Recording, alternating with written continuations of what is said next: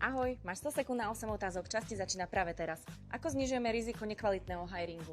Určitě se během pohovorování koukáme i na osobnostní stránku kandidátu, to znamená, že se nedíváme jenom na jeho zkušenosti. Čo je dnes najväčšia výzva firiem pri obsadzovaní kľúčových pozícií? Určitě právě najít člověka, který se osobnostně bude hodit do kolektivu.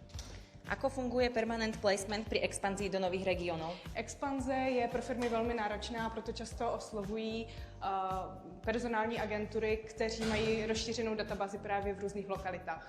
Jedna tvoja rada pre manažerov, ktorí hľadajú top ľudí?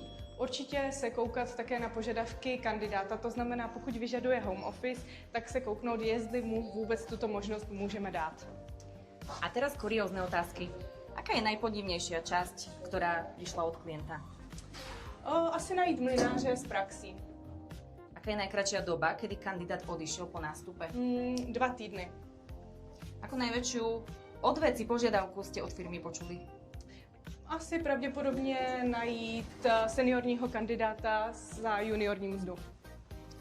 A teraz posledná otázka. Aká bola najdlhšia doba, kedy klient hľadal sám, než... Pravděpodobně půl roku, ale my jsme obsadili pozici za 3 týdny. Tvoje 100-sekundové grilovanie práve skončilo. Miška, ďakujeme. Děkuji.